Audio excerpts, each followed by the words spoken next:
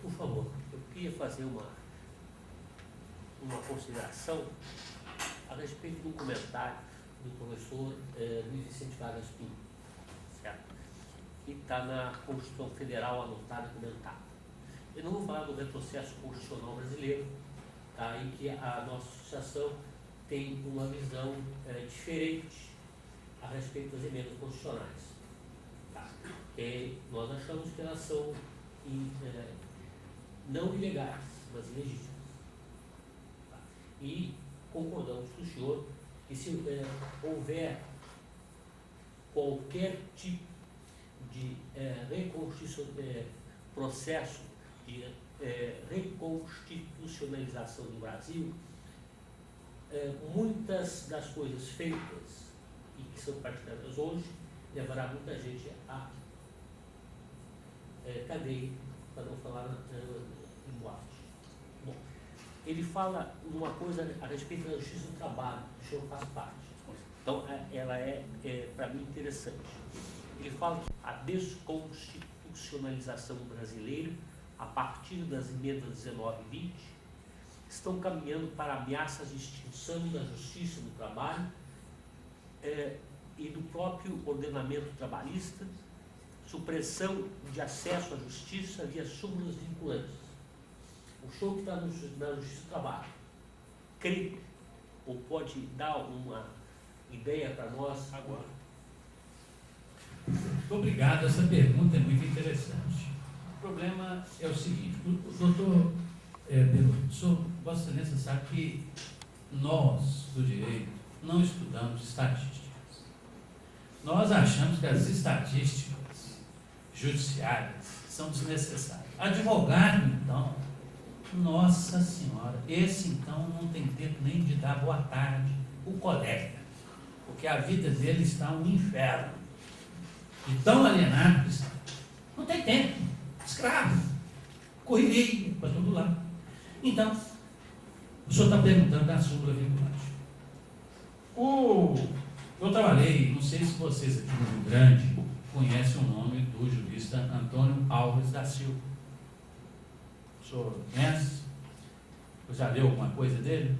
Desse eu não li. Não, pois é. Então, nós vamos fazer aqui essa discussão no seguinte sentido. Para que servem as súmulas? As súmulas, antes do passado, chamavam pré-julgados, na época do governo militar, que era o regime autoritário. Então, se o tribunal decidisse naquela matéria, e se o juiz não aplicasse, que era o artigo 902 da Consolidação das Leis do Trabalho, ele ia responder um processo administrativo.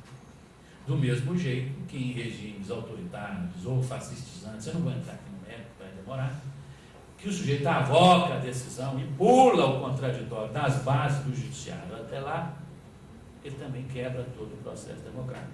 Mas o que acontece, senhor Barões? Quando a matéria já chega nos tribunais superiores, ninguém aguenta mais discutir a questão. Hoje, né? Porque a matéria já foi discutida demais. Discutida, debatida, já houve contraditório, agora já começa a ter uma angústia, uma agonia para saber o que vai ser a interpretação da matéria. O positivismo, ele cria um problema, que é a ideologia dominante dentro das faculdades e da nossa profissão, que é achar que a interpretação da lei e da prova dos autos não é matéria política. E a interpretação da lei e da prova dos autos é matéria política. Por isso que tem divergência jurisprudencial. Por isso que tem correntes ideológicas contrárias. Porque você está defendendo interesses econômicos diferentes. Então, quando a matéria chega lá em cima, ela já foi mais do que discutida. Então, qual é a função do Tribunal Superior? Uniformizar a jurisprudência. Certo ou errado, isso é outra questão. E hoje, o juiz do primeiro grau, da base, ele não é obrigado a acatar a decisão do TST. Mas vai ser uma coisa em vão, porque no mínimo eu vou atrasar o processo, vai ter uma morosidade. Eu vou levar, vou chegar em Brasília e vou ganhar a matéria. Está aqui o professor, o perito em recurso especial, está aqui na frente de vocês. Vocês sabem que hoje, diga de passagem, advogado bom é o que leva a matéria para os tribunais superiores. É aquele que sabe questionar a matéria, não é o advogado do acordo, não é o advogado das instâncias ordinárias. O advogado bom é o advogado das instâncias extraordinárias. Esse é que leva a matéria. Então, quando a questão chega lá, já foi resolvida. Nós temos no Brasil ainda hoje, e isso é uma coisa que se deve à outorga, né? A gente fala outorga porque ele foi pressionado, mas foi durante o governo do doutor, do gauchão Getúlio Dornelles Vargas. Ele criou o ius postulante na Justiça do Trabalho. Ele não foi bom lá para os estancieiros, né? Para os meus amigões lá dos trabalhadores rurais, mas os seus seguidores, a esquerda trabalhista do Brasil, o senhor João Goulart, fez o Estatuto do Trabalhador Rural de 63. É verdade? PTB. Então, isso quando vai ser discutido, hoje 7% da Justiça do Trabalho faz uso do ius postulante. 7%. O resto tem que ter advogado. Porque só de súmula, a última vez que eu vi, estava mais ou menos com as 434 súmulas. Fora as orientações jurisprudenciais da primeira sessão de dissídios rituais e da segunda sessão de dissídios rituais, mais as orientações da sessão de dissídio coletivo e mais do Tribunal Pleno. Então, tem que ser técnico, necessariamente, porque não é possível. Os advogados apanham. Só imagine os que não têm capacidade técnica, postulatória dessa matéria. Então, isso já foi praticamente derrogado na prática. Não tem jeito.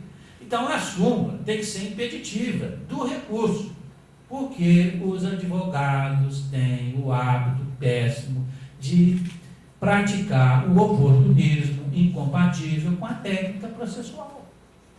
Então, os tribunais falam, interpretação razoável de lei, embora não seja melhor, não gera recurso de revista.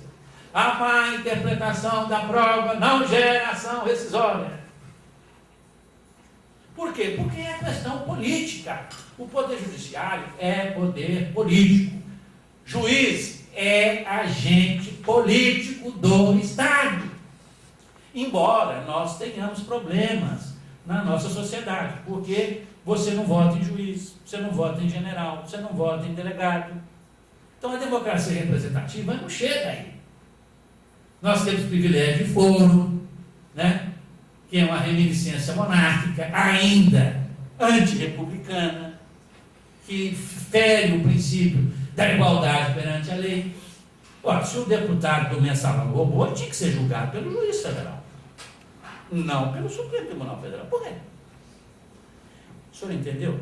Então, há esse debate, há essa discussão. E a questão da flexibilização do direito do trabalho é interessante, porque o direito do trabalho, o direito previdenciário, o direito dos servidores, eles estão sendo flexibilizados, destruídos. Mas o senhor não vê falar em flexibilização do direito civil.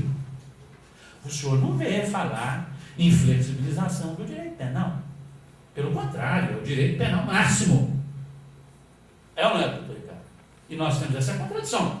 Então, de um lado de cá, quando o trabalhador é credor, não tem direito nenhum. E o direito dele é de resistência à exploração do trabalhador, do capitalista. Porque o que é o capital? O conceito de capital, gente, não é um conceito que se ensina nos livros de direito comercial. O capital da empresa, o capital social é de R$10, é de R$20, é de R$1.000, é de R$1 milhão, e o patrimônio é de 30.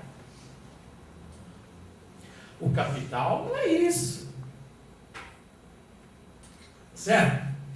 Qual é o capital da sociedade de advogados? Por que tem essa dificuldade hoje? Até eu falo de advogado, nós estamos aqui no meio da escola de direito, esse negócio de advogado empregado. Lá em Minas, por exemplo, nós agora estamos com uma boca lá na OAB, que o último perfil que teve, eu vou falar para o senhor nessa matéria, essa questão de, o senhor perguntou esse negócio de flexibilização aí, né? E de falta de acesso à justiça. Um dos exemplos é esse, do sujeito que é advogado empregado, vai ganhar R$2.000 agora, lá no Rio e São Paulo, porque em Belo Horizonte até pode ganhar menos. Aqui ganha menos. Olha que lindo. Você imagina, você fica 5 anos dentro da escola de direito da Universidade Federal do Rio Grande do Sul, vai ganhar R$1.500. Ainda quer ganhar de terno. Mas como é que é isso? Vai comprar um código, quanto custa um código? Pede lá um livro, Código Penal e sua interpretação jurisprudicial. O cara quer 500 pau no livro. Você acha que essa editora Saraiva, editora Forense, editora LDS, eles alisam o peito? Você não tem acesso a um meio de trabalho. Você é um trabalhador intelectual. Está proletarizado. Então, lá em São Paulo, nós temos essas três figuras. Temos o advogado, que é sócio, o associado e o empregado. Sabe o que está acontecendo? O associado agora é o empregado. Você entendeu? O provimento à OAB fala o seguinte: olha, para votar, a sociedade hoje tem que ser uma sociedade simples, a sociedade de advogado. Estão falando aqui de justiça do trabalho. Se o senhor vê, eu desafio aqui o senhor, vocês todos aqui, fazer uma pesquisa aqui no Tribunal do Rio Grande do Sul, da 4ª Região, que o pessoal aqui do Rio Grande do Sul, no Brasil, tem uma visão boa, porque o pessoal daqui é inteligente, já é mais avançado, na área de direito de família, né? O Tribunal de Justiça daqui tem muitas coisas avançadas em matéria de jurisprudência, reconhecimento de casal homoafetivo, etc., não vou entrar no mérito, mas você não vê ações reconhecendo a relação de emprego ou de trabalho assalariado do advogado empregado com essas sociedades, com essas empresas de advocacia. Porque nós não queremos reconhecer que as empresas de advocacia, elas são uma realidade. O cara quer falar que é um escritório de advocacia, uma coisa artesanal, que todo mundo ali está... Eles até riem, até do princípio da affectio societatis. E hoje, como o objeto da empresa é social, então todo mundo ali está emanado com os mesmos interesses. E não está.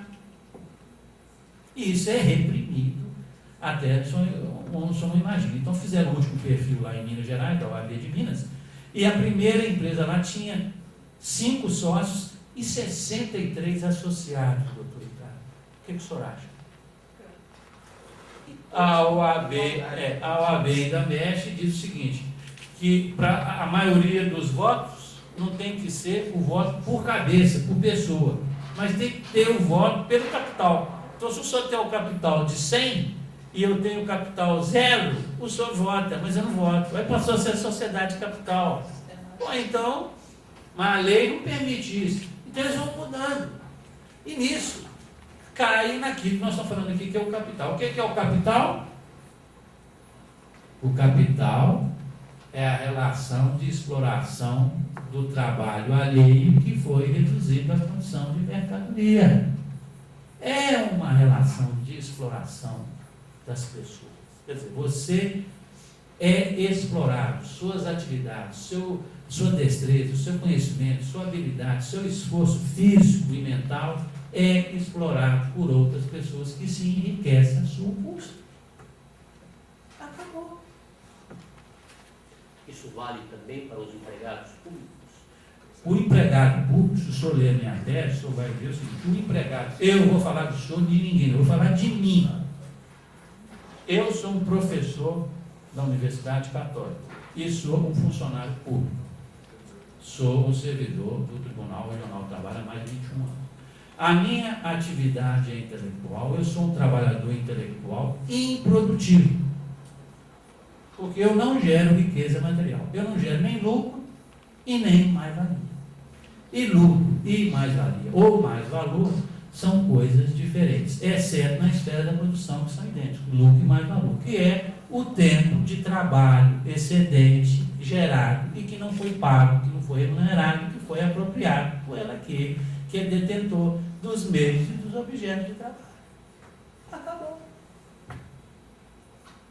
Agora, eu não gero isso. Juiz gera riqueza, juiz, promotor, delegado, tantos colegas de infortúnio, padre. Nossa! Empresas, quer dizer, você tem empresas de capitais produtivos e empresas de capitais improdutivos.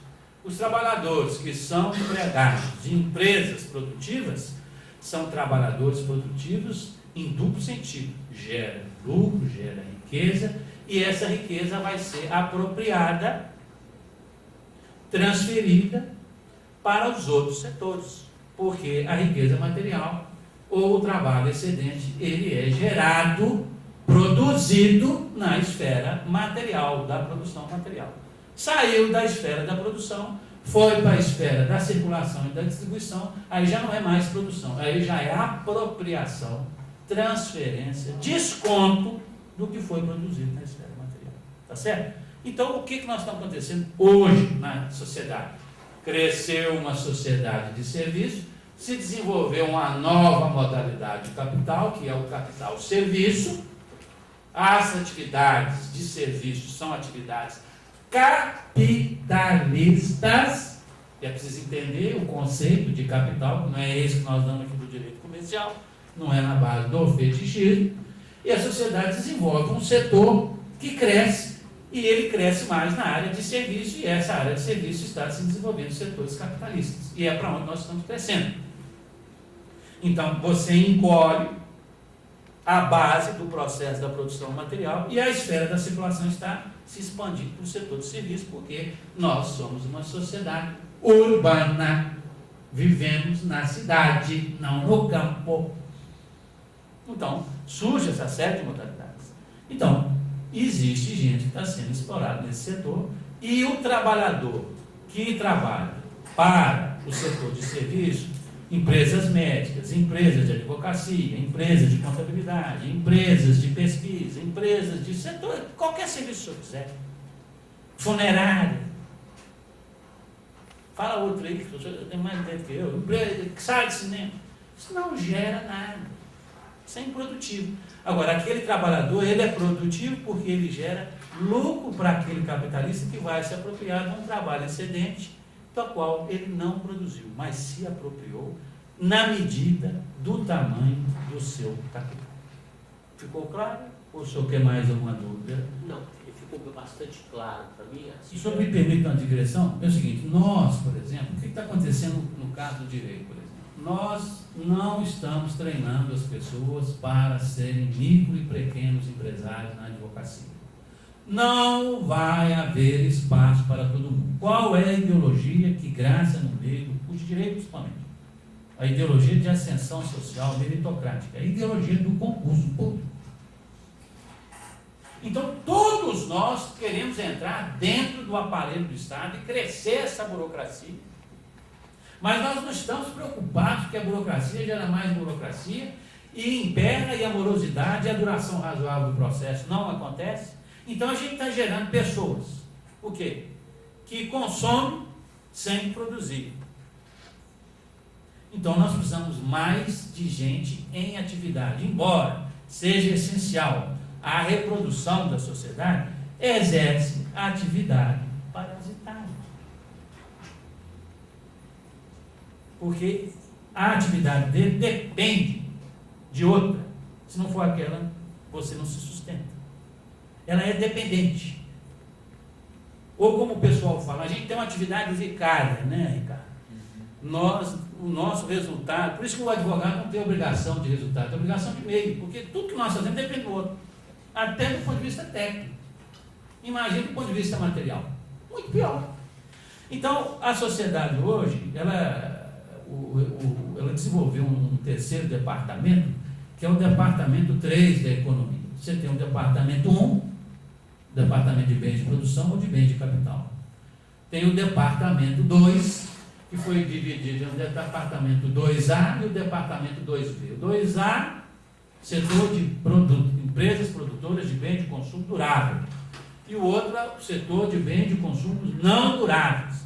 E o departamento 3, que envolve a esfera que está expandida, improdutiva, de serviços capitalistas, o setor armamentista, destrutivo, e a terceira esfera, que é a esfera do Estado, que está crescendo de maneira vertiginosa. Se o senhor for olhar o tamanho do número de vagas, por exemplo, vou falar rápido aqui, São Paulo, o ano passado, quantas vagas, doutor Herkovitz, o senhor acha que tinha em São Paulo até 2011, só na capital? Vou dar uma palhinha para o senhor. Belo Horizonte tem 40, tá? São Paulo tem quanto? 10 vezes mais. 10 vezes? Aí é muito, mas tinha 90. A doutora Dilma, o ano passado, sancionou a lei, aumentou para 130 varas.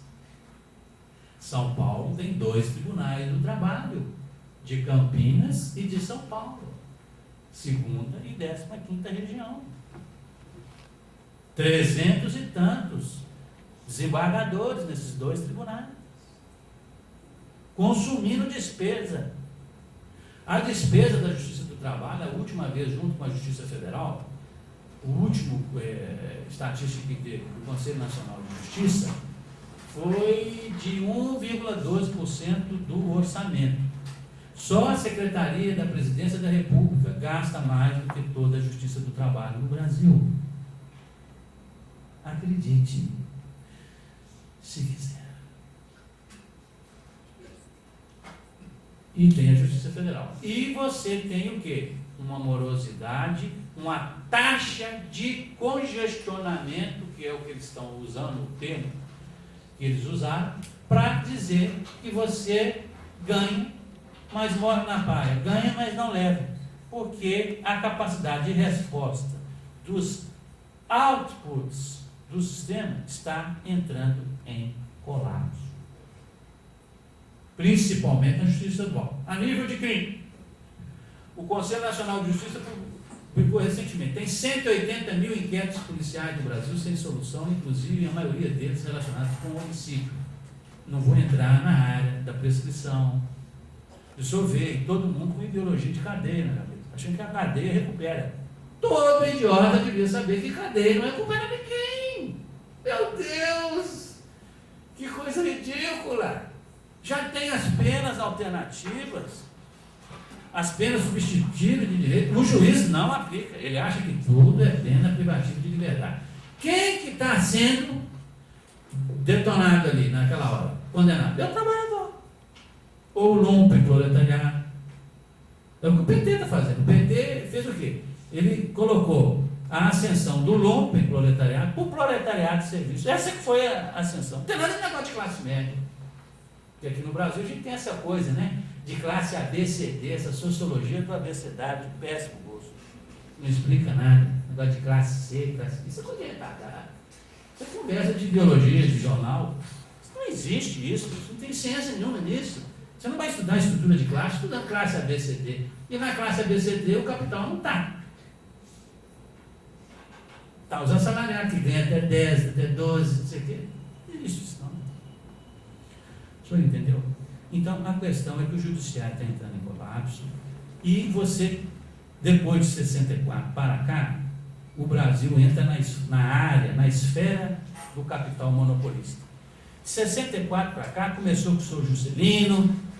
De 64 para cá, é o capital monopolista. Começou para os monopólios nacionais. E agora é a vez para valer mesmo. Já é lógico que já tinha, é claro, dos estrangeiros. Mas agora, nem banco ficou mais. Deixa eu ver, que não tem mais banqueiro brasileiro. Acabou tudo, Bamerins, Banco de Crédito Nacional. Ficou esse aí, Itaú, com o Unibanco, o Bradesquinho. O resto foi embora. Tudo é Santander, ONT. Dominou tudo. Então, nós, o monopólio hoje é estrangeiro. É o cartel estrangeiro que manda. Nós somos uma colônia literal. Criaram um modelo de agências reguladoras, que eu não vou entrar no mérito, que foi o governo do senhor Fernando Henrique Cardoso, e esse governo que está ali aceitou o modelo sem questionar, de gestão do Estado, que é precário. Eu evitei falar hoje aqui de Anatel. Fosse falar de Anatel aqui, tinha que ficar aqui até amanhã falando, porque não tem assunto que não acaba mais. Coisa demais. Não dá. É muita coisa. O senhor entendeu? Então, o Poder Judiciário, hoje, principalmente o Judiciário Trabalhista, ele está gastando muito, e o que tinha que ser feito para solucionar? Tinha que criar setores de conciliação extrajudicial. O senhor entendeu? Porque eles aumentaram a competência da Justiça do Trabalho com a emenda 45, mas tem dentro dos setores que sabotam todo o tempo a nova competência. Não se aplica. Por exemplo, cobrança de honorários advocatícios, né? Tudo relacionado com cobrança de honorário dos chamados, entre aspas, profissões liberais, de trabalhadores intelectuais não assalariados, tem que ser tudo discutido na Justiça do Trabalho. Mas eles estão rechaçando isso. Está tendo muita resistência. E quando chega em Brasília, demora e chega muito pouca causa. A maioria das causas que chegam em Brasília, nos TST, é causa patronal, porque o tribunal atende mais a causa patronal. Agora, que teve uma segunda semana, essa semana passada, que teve uma modificação bem significativa na jurisprudência, como não havia desde que eu estou lá e mexo de direito. Agora, semana passada. É para todo mundo acredite, ninguém está lá. Muita gente pasma nisso. Mas ainda precisa avançar muito, porque se gasta muito, demora muito. O processo trabalhista do recurso de revista da segunda para a terceira instância demora de 4 a 6 anos para julgar. Tem casos que vai até mais, 8. O que o senhor acha? O senhor acha que um trabalhador pode suportar 6, 7, 8 anos, conforme o caso? Tem gente que, depende se tiver política, que for lá em Brasília. É muito difícil o senhor ver o Ricardo, o professor Ricardo, que trabalhou muito no Tribunal Superior. Doutor Ricardo, Vossa Excelência já viu na sua vida, ou é comum lá no TST, advogado trabalhador, fazer sustentação oral lá para os ministros? Somente alguns sindicatos Sindicatos são ligados, e muitas vezes são ligados a tais ou quais correios e partidários. pouco, porque o advogado privado pequeno não vai, porque tem custo, tem despesa, que o advogado, o trabalhador não pode pagar avião, passagem, hotel, não sei mais o que, é caro. Só vai para as grandes empresas.